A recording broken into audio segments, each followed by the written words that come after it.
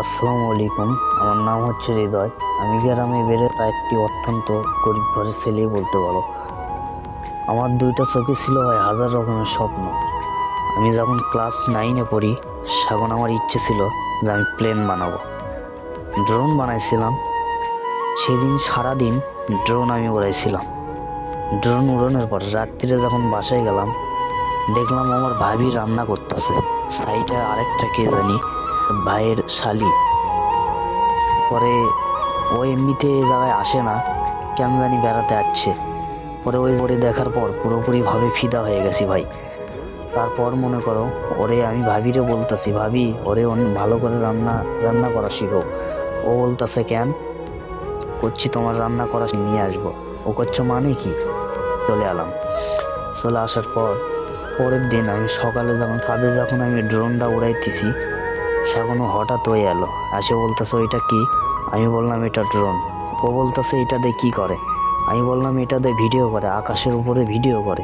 ও বলতেছে এটা কত টাকা দিয়ে কিনছো? আমি বললাম এটা আমি টাকা দিয়ে কিনি নাই, এটা আমি নিজে নিজে বানাইছি।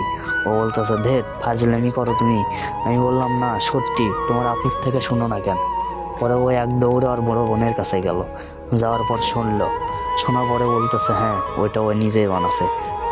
আসার পরে বলতেছে তুমি এত ব্রিলিয়েন্ট, তুমি ড্রোন বানাতে পারো? আমি বললাম হ্যাঁ আমি একদিন প্লেন বানাবো, তুমি দেখো। পরে ও খুশিতে মনে করো একবারে আত্মহারা।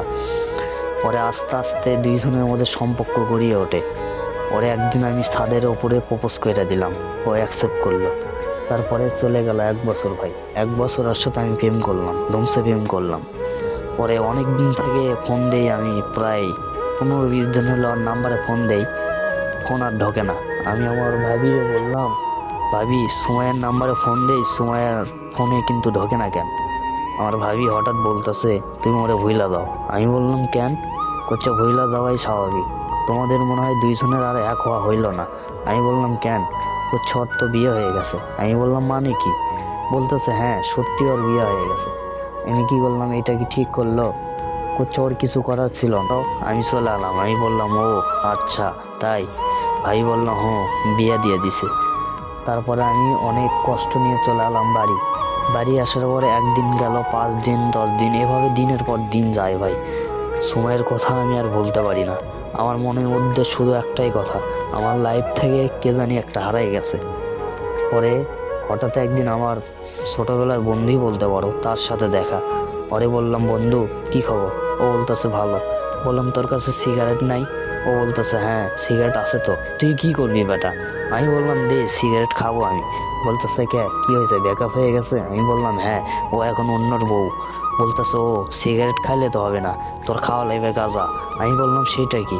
করছে আমি বানাই দিচ্ছি তুই খাস। পরে ভাই সিগারেটের মধ্যে থেকে কি জানি বাইর করে ফেলে দিল। ফেলে দিয়ে কি জানি আরেকটা ঢুকাই দিল। ঢুকাই দিয়ে বললো টান। প্রথমবার কাশি ফালাইলাম ভাই, তাও দ্বিতীয়বার টান মারলাম। টান মারার পরে কি জানি একটা অস্থির একটা শান্তি চলে এলো। মনে করো রেগুলার গাঁজা না খেলে থাকতেই পারি না। আর লেখাপড়া তো ওই জায়গায় তো আমার থেমেই গেল। সময়কে ভুলে থাকার কারণে আমি প্রত্যেক দিন গাঁজা সেবন করে থাকি। আর এখন আমি বর্তমান কাঠ মিস্ত্রি। এটা আমার একটা বড় ভাই আমার কাছে তার দুঃখ কথাটা বললো, সেই গল্পটাই আমি এখানে তোমাদের কাছে তুলে ধরলাম। তো লাইফে এরকম হবেই ভাই, জীবন থেমে থাকবে না। জীবনরে এইভাবে করে নষ্ট করে দিও না। এটা ভালো একটা স্টুডেন্ট এরকম করে জীবন ধ্বংস করে দিছে, এইটা করো না। গল্পটি যদি ভালো লাগে তাহলে লাইক সাবস্ক্রাইব করে দিতে কিন্তু ভুলো না। নেক্সটে ভালো গল্প আসবে।